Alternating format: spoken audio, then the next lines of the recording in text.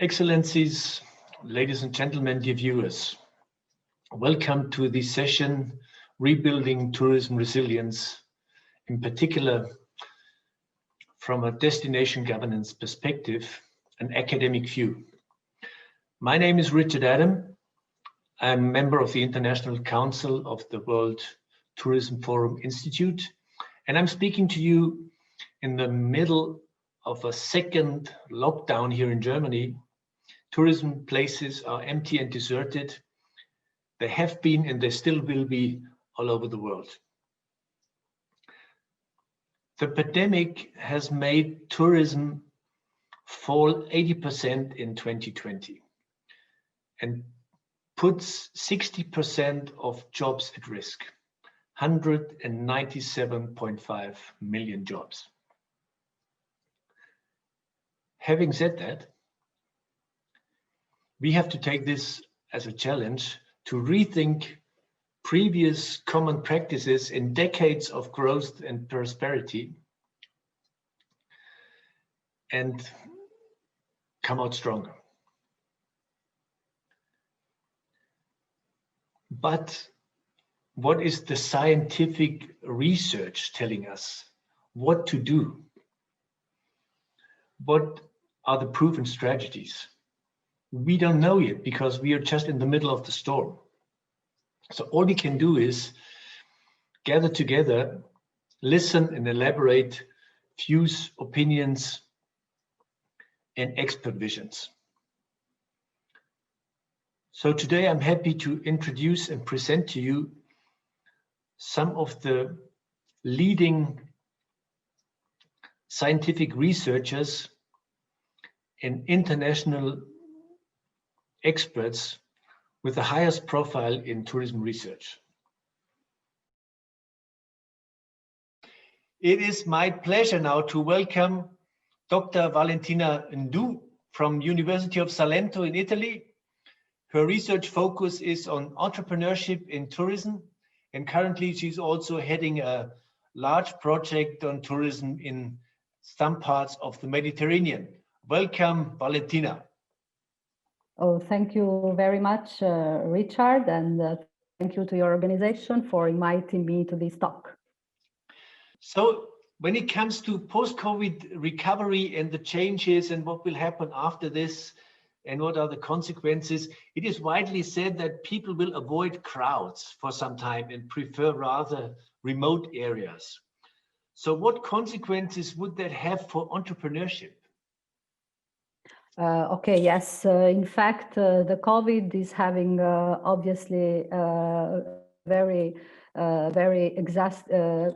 disastrous impact in the tourism sector, and what is being the main attention to all the travelers obviously is social distancing, and also finding some destination in which they can be how to say they can experience the nature, but also they can be in a social distancing let's say situation. And this has done also the fact that many tourists, many travelers have preferred during the last summer more remote areas, more natural destinations, and different kind of let's say nature tourism in order to go on traveling, but also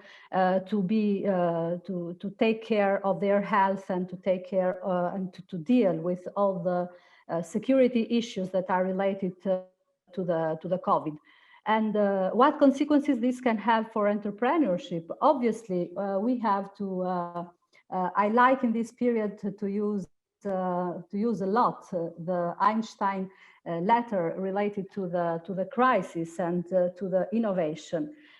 Obviously, we are living in a very critical period, and in a period in which we are we are experiencing, let's say, a ground zero situation for the tourism.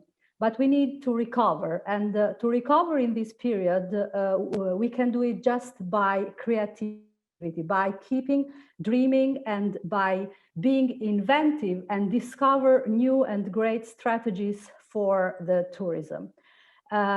We need to be confident in the fact that people will continue traveling, and we need to be creative and find new ways for dealing with the challenges and for dealing with the new typology of travelers that will with which the tourism industry will keep doing in the future, because obviously the COVID is impacting all of us in these days currently, but it will continue to impact us also after the vaccine, or after let's say, and let's hope that the situation will change also in a moment in which travelers will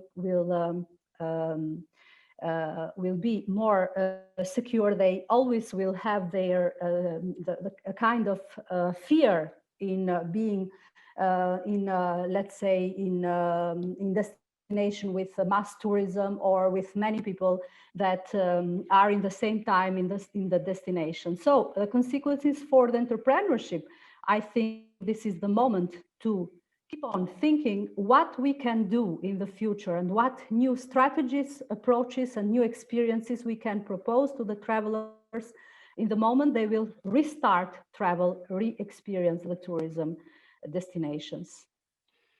So when you agree that we have different shifts and changes, and all social distancing, and people go to remote areas, consequently we also have a completely different logistics, different packaging when it comes to tour operators.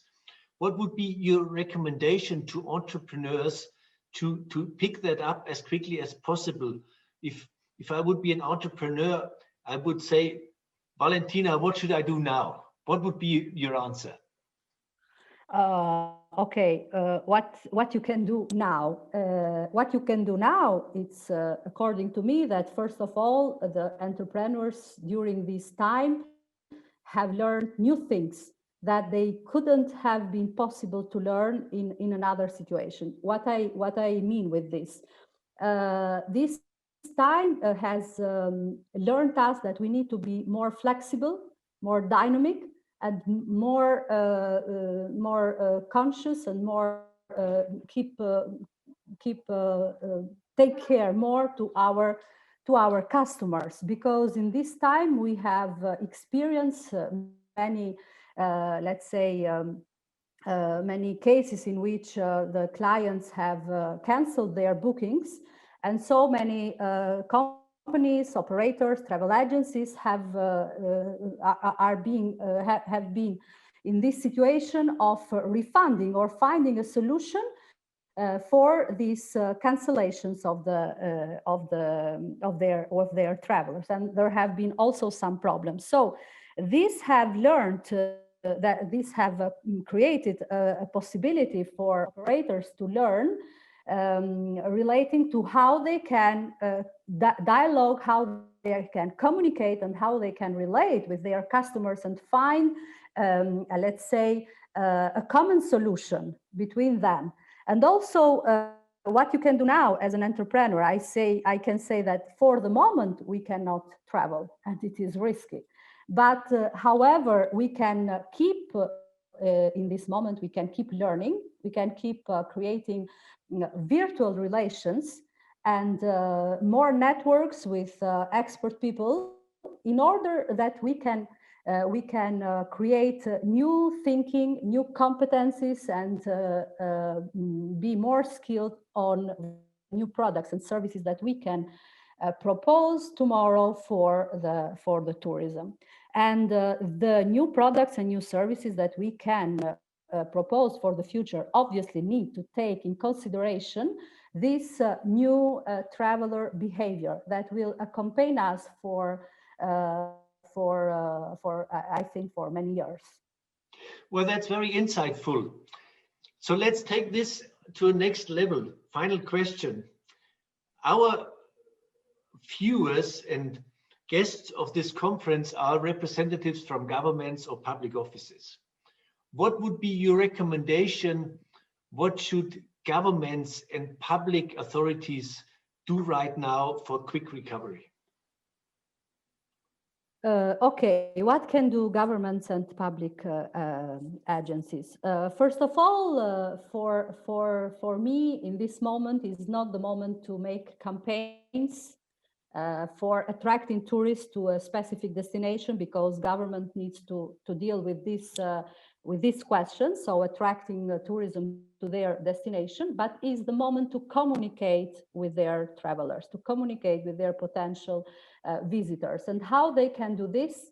By making virtual communications and demonstrating their, how to say, sensibility to the situation and sensibility to the travels, to say to them that for the moment you can travel, but tomorrow we wait for you and we are ready to host you and to have you as a visitor in our destination. But for the moment, they need just to create the awareness and the inspiration for the travelers to visit this destination. And next, or mainly my first recommendation, my most important recommendation is in terms of entrepreneurship, but also in terms of what they can do to recover the tourism for the future, is to keep dreaming and make dreaming people. So this can be done also using this strategy I mentioned before, just communicating and create, let's say, strong relationship with their travelers. And also the government in this moment have a critical role to play, because they have learned from the negative consequences that the COVID has caused to the tourism sector, to the economic, especially to the economic indicators.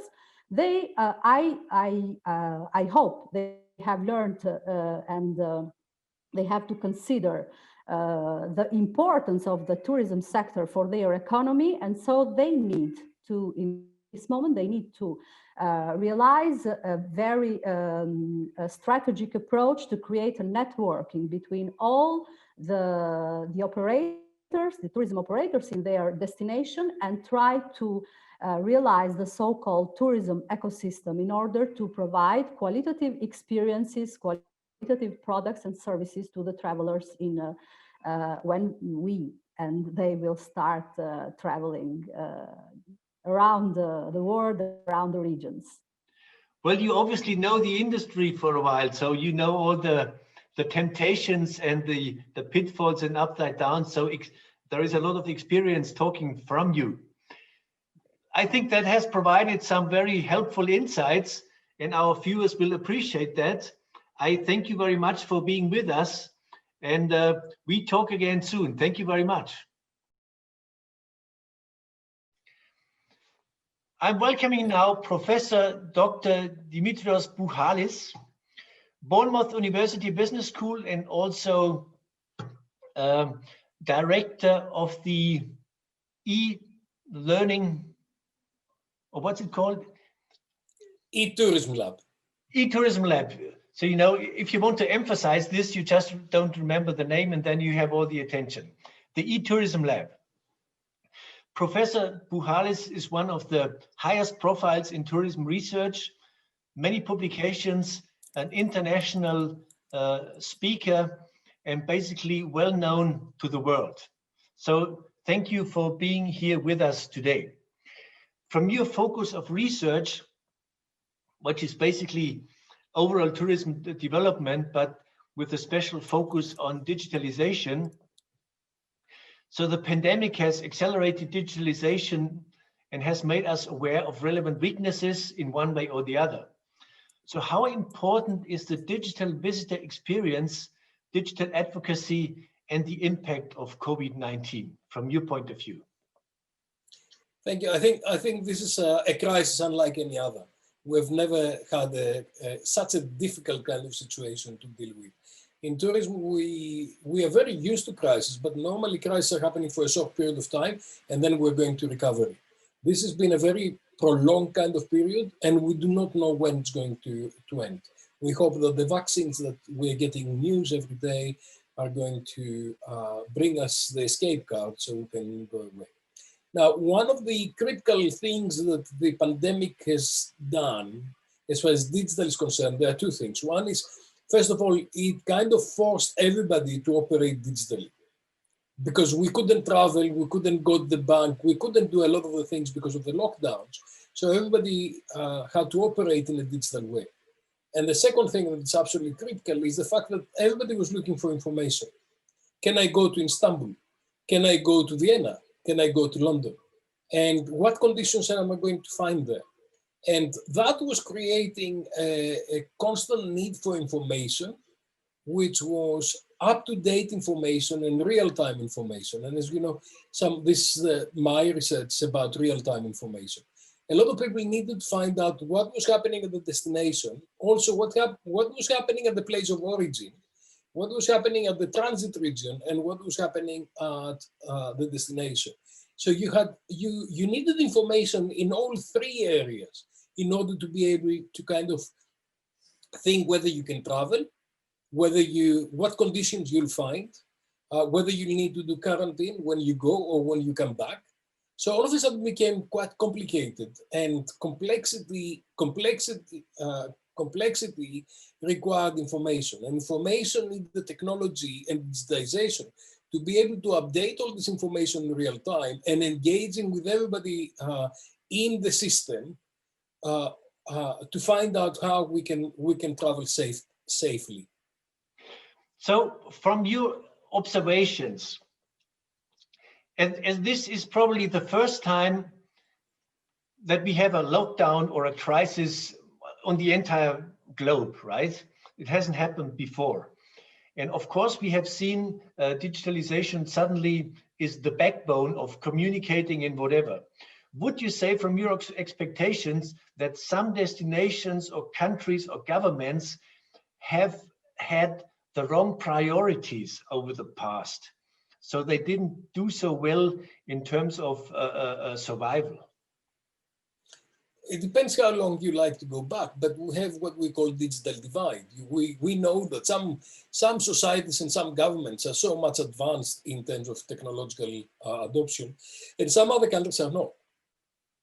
We know that some of the Asian countries, like Korea, for example, quite a lot of China, a lot of areas are very technologically advanced. We know that Scandinavian countries and north of Europe is very advanced. And we know that some other countries, they haven't advanced digitally. But what we've seen during COVID is that everybody had to move forward and there was no choice.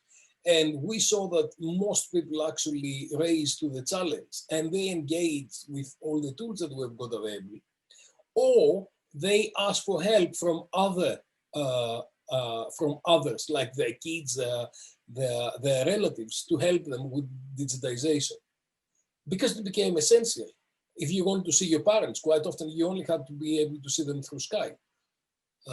So in that sense, we have a digital divide, that's a fact of life. But now what we've actually achieved is most governments and most of society moving to the new digital era and move things forward. Well, with digitalization, it has become a kind of a buzzword, the same thing as we say, don't forget to breathe, right? It's just, today they say, we don't need a digital strategy anymore. We need strategies in a digital world, because digitalization involves everything. To break this down for governments and destination governments and tourism destinations, what would be your advice as the final questions of where to focus in order to come out stronger of this pandemic? Richard, I've been working for many years on something that we call smart tourism. And smart tourism is really about creating networks, using technology, creating networks and operating the tourism as a network. And you need interconnectivity and interoperability between all the other actors. So what we need to do is we need to go in a bottom-up and a top-down approach. Top-down, it's creating this infrastructure where everybody can plug and play. So you create e-tourism platforms which are connected with the e-city and the governance, and then different organizations are coming and plugging and playing. From the bottom up, you engaging all the different stakeholders to understand the tools, the technological tools that they've got available, and engage with those in a way that they can improve their own competence and their own ability. And then you create ecosystems where, at the destination level, organizations are creating networks and they work together and they enhance their own ecosystem capabilities and competitiveness. So the strategies come both ways. We are coming from top to bottom by providing the infrastructure, the incentives, the technology, and all of those things. And this is where the governments are really critical in playing that role. And from bottom up, we provide the incentives, we provide the technologies, the training, and the knowledge for every single stakeholder in this ecosystem to build their capacity, their competitiveness, and plug and play in the big system. And then what we're trying to do is we're trying to optimize the entire system, the entire network, to work together and improve the competitiveness of destinations, then in countries, and then the whole system. In the approach to smart tourism, smart cities, would you say that there is a danger of creating activism and isolated area without seamless connectivity? Would you say so? And if yes, how to conquer this? I'm not sure about activism and I'm not sure about isolation, but there is definitely an issue about digital divide of those people who are already advanced and they are moving towards that way, and those people and organizations that they are not advanced. And quite often when I talk to governments about these things, they keep telling me that the small businesses are not capable, while the big organizations, the Hiltons, the Intercontinentals, the Marriotts of this world, they are really embracing those things and they're moving forward, while some of the smaller business and independent businesses are not very advanced. In fact, what's happening is that you find a lot of small independent businesses equally advanced. It's a matter of leadership. Who is leading these organizations?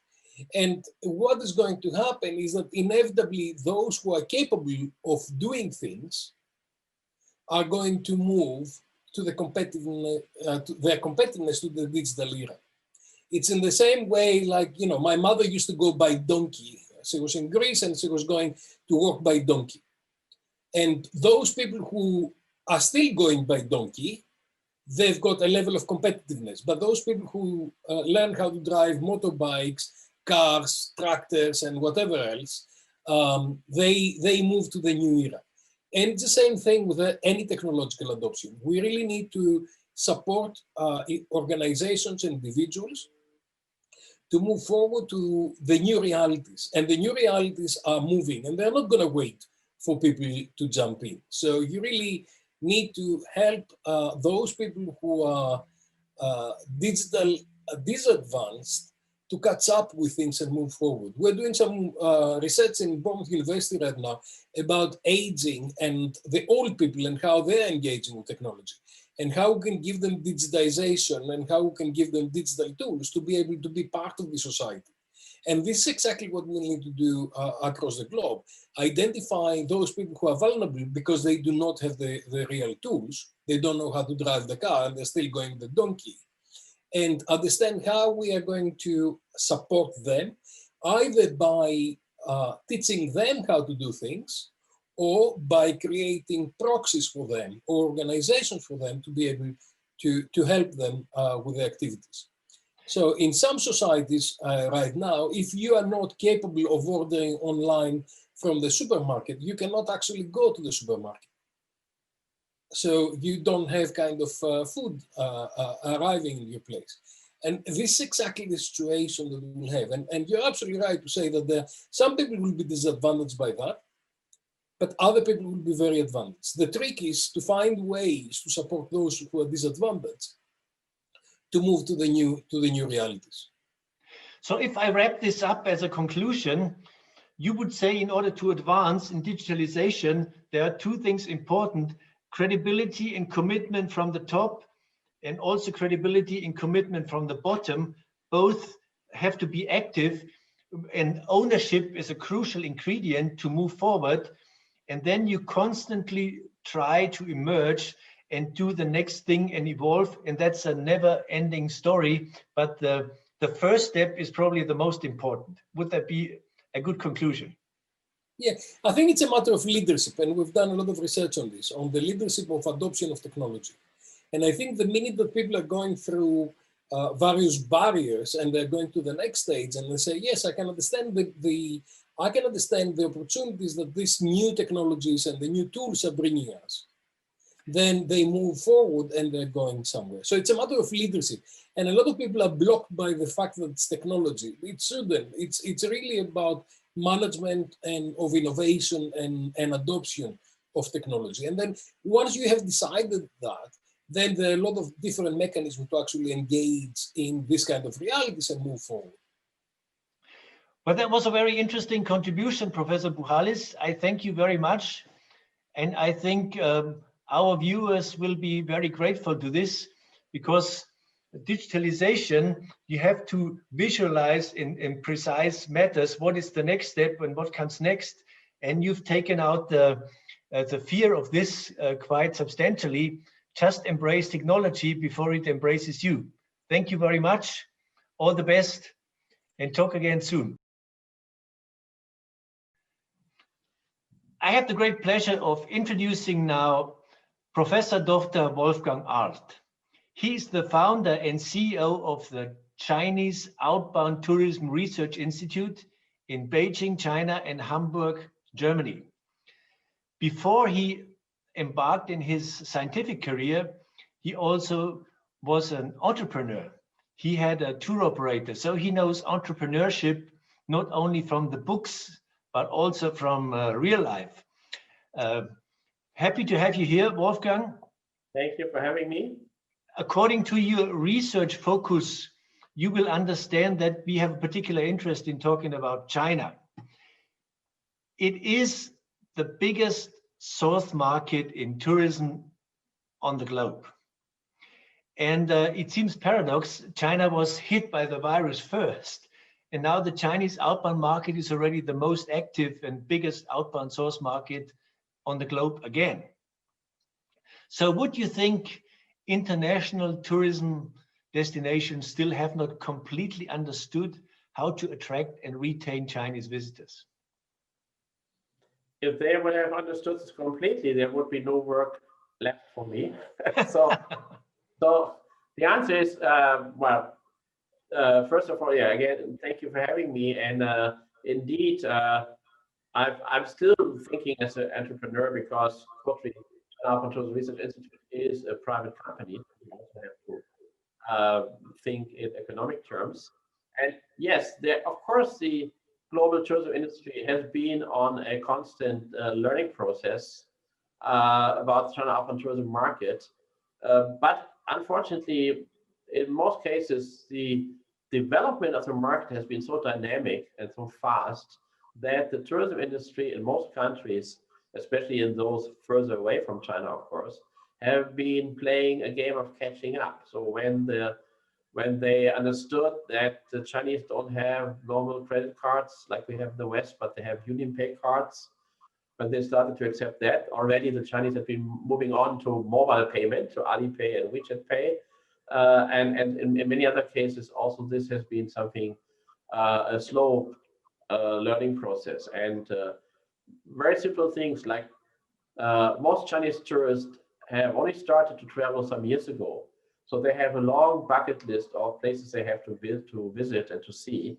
So even if Chinese tourists are happy with your service or with the destination, they're not very likely to come back next year or in 2 years, because they still have so many other places to go. So the point is not that you try to retain customers, that they come every year, but the point is that you have to get recommendations, and they tell their friends they should also come. So if you give them, for instance, if you give them a coupon, if you come again within the next 6 months, you get a discount. The coupon should not be personal. It should be something the guy can give to his friend who will travel to that destination, but not for a specific person. So these are just one example of the many things which you have to learn.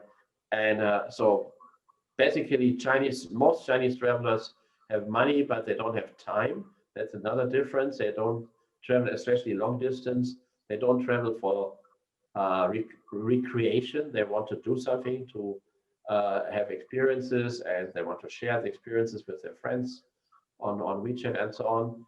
And finally, 2020, the Annus Horribilis has taught also the Chinese, or many Chinese, some new ideas about how fragile and how precious life and freedom of travel is. And so we can expect that the Chinese, and indeed they are already the #1 source market in the world again. So in November, about 1 million Chinese have been traveling abroad already. So their behavior, their demands has changed again. So there will be an urgent need or there is an urgent need for the global tourism industry to learn again what is the demand of Chinese outbound tourists in 2021. Well, thank you, Wolfgang. That resonates very well with my personal experience, and I'm in there also for 15 years trying to leverage tourism from China, and I have paid my dues. And it's always dangerous that you have learned something, because it might be obsolete by the time you've learned it, especially when it comes to China. But what I have learned, and that what's probably valid, is that this market works completely different than we from a Western tourism destination perspective know it. And over decades, tourism destinations, especially in the Western world, have spent their money on promotion and trade shows. So in times of digital advocacy, would you say this is the best thing to do? Or from a Chinese source market perspective, what would be more effective? Yeah, so the short answer is no, this is not the most effective way. This is not saying you should not use trade shows and fam trips and road shows. You still should use it, but this is not the main way to the market.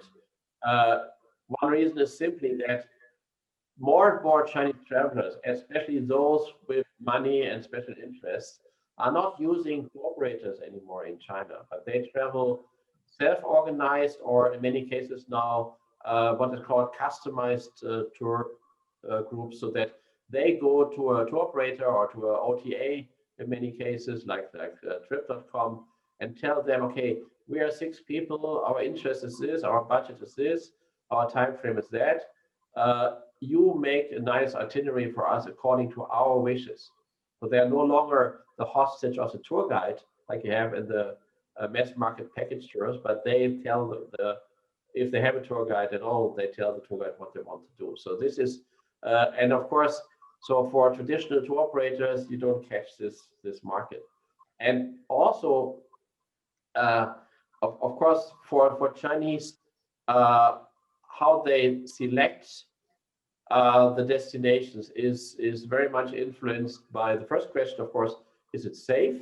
Especially that will be for the next year, or maybe the next 2 years, a question with regard to the virus. But after that, the second most important question is, do they like us over there? Do these people where we want to travel to like Chinese? And this is something which is very important for most Chinese travelers, and they want to be sure that if they enter a hotel and they have flags at the entrance, that there's a Chinese flag flying there, and you have, even they know English, they want to have Chinese language information material, just to that you show respect to the market. That at the airport you have a Chinese language sign saying departure in Chinese, even so they will find departure even without it. So this is showing respect not only to the individual person, but also to China as a big and ancient culture is something which is much more important than it might be for, for European travelers. And so, of course, for Chinese, how they select the destinations is very much influenced by the first question, of course, is it safe? Especially that will be for the next year, maybe the next 2 years, a question with regard to the virus. But after that, the second most important question is, do they like us over there? Do these people where we want to travel to like Chinese? And this is something which is very important. China open tourism is also still a lot about bragging. It's still about that you tell your friends, look, I do something you have not done, which fortunately also means that they're happy to spend money on special offers. You make them, that they can do something extraordinary. They will be happy to do that. But of course, it is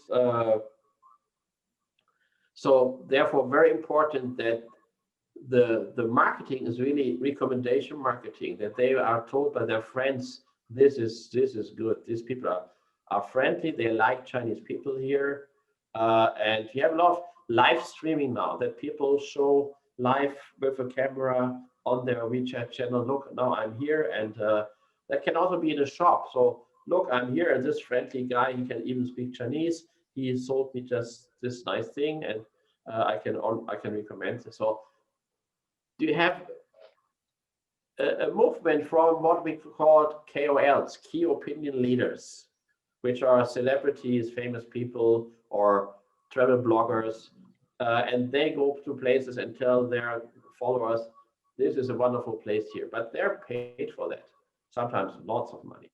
So more and more people in China understand, okay, this is also just advertisement, propaganda.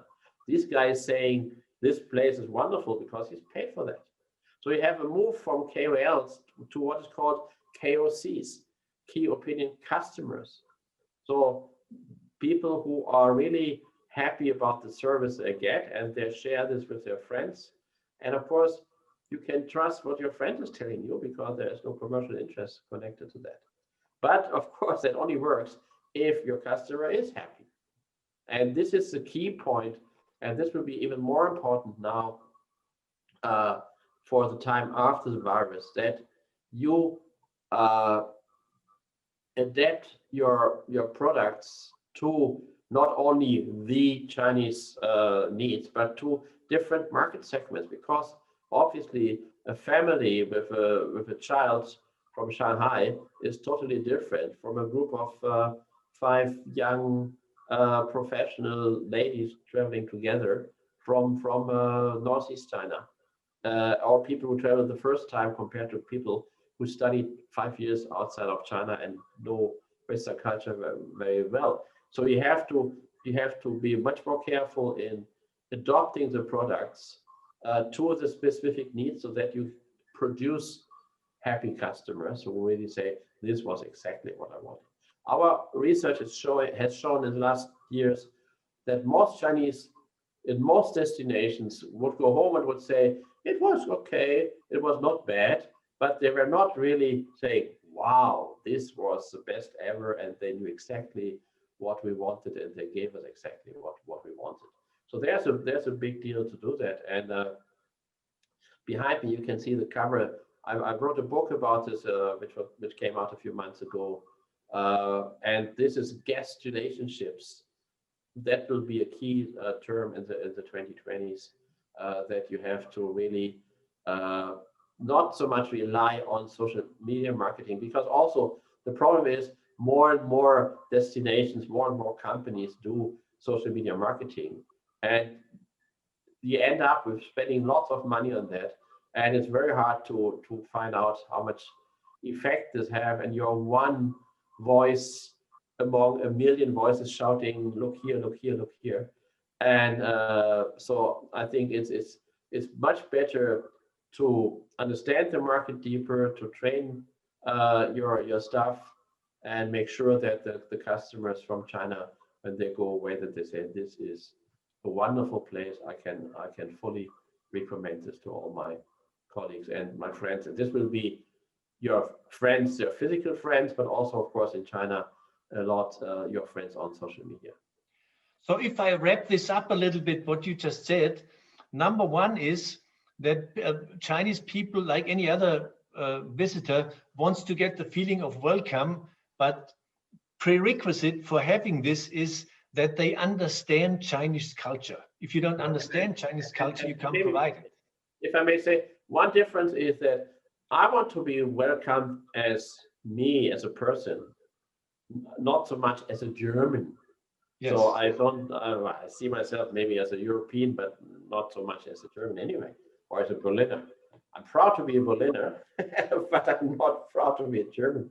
So for Chinese, it is not only that they want to be welcomed as Mr. Li or Mrs. Wang, they also want to be welcomed as a Chinese, because also the government is telling them, and they see themselves as a ambassador of China, and what you do to them as a person, you do to 1.4 billion people and 5,000 years of history.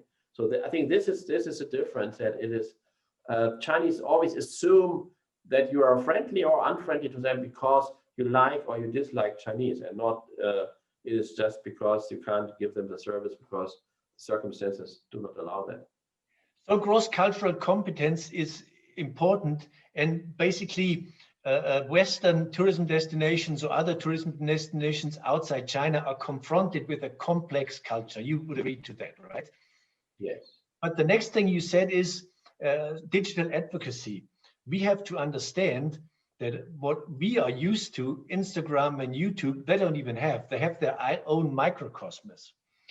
And then again, you said, which is interesting, because from my understanding, the Chinese outbound market is a B2B market. But what you are saying is that the business shifts from the traditional established tour operator to the online tour operator, Ctrip, Tripcom. But again, they want to do business. So when it comes to commission, you have to respect their model, correct? Yes, yes. And this is also because a lot of Chinese are traveling because they have a hobby, or even more than a hobby, a serious leisure, Mr. Stebbins would call that. So, and these are, well, these are niche markets, but in China, niches are huge. Niches are 1 million people or 7 million people.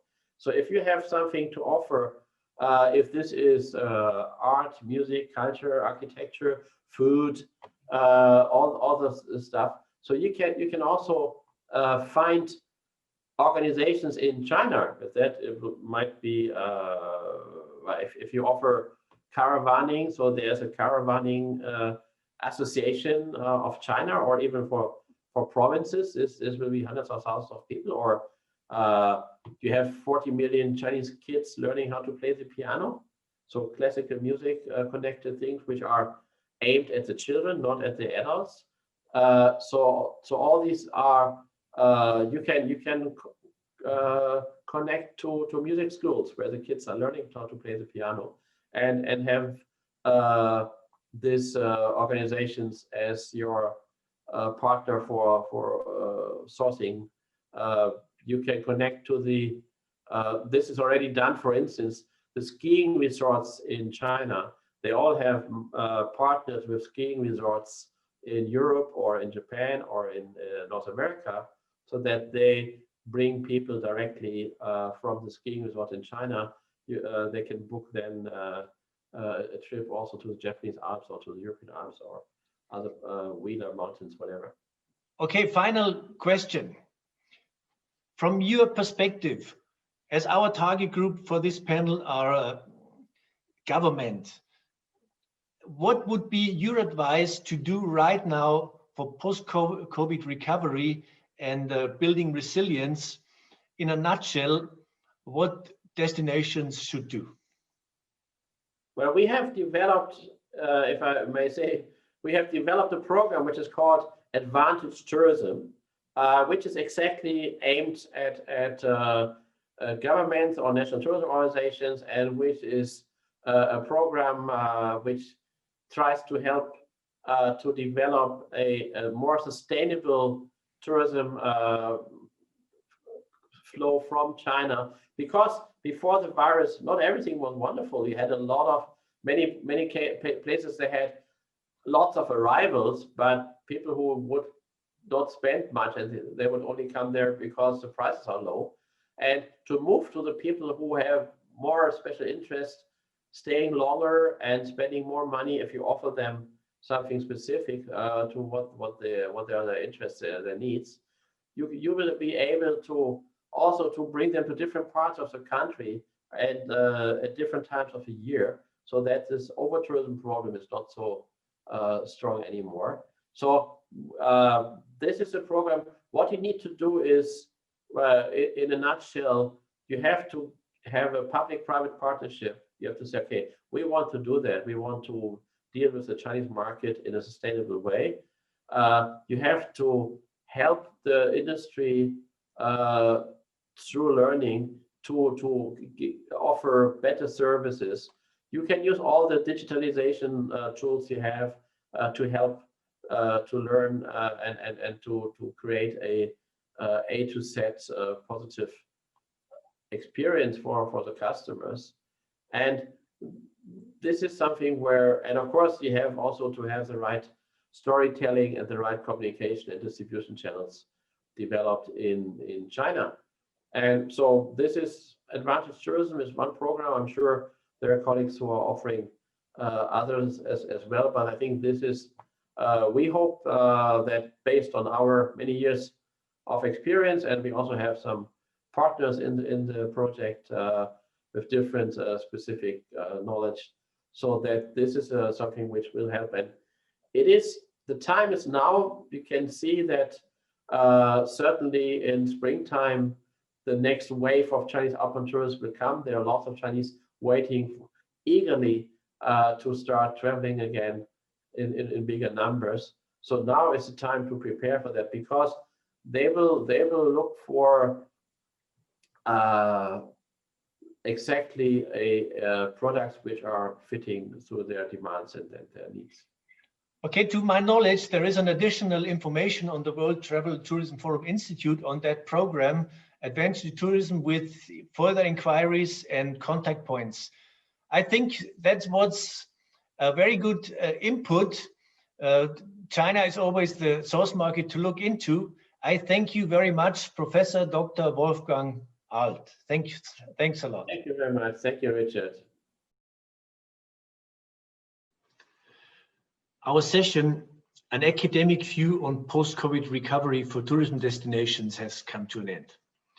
I thank all the participants, the panelists, for making their contribution, and of course, I thank all our viewers for taking the time.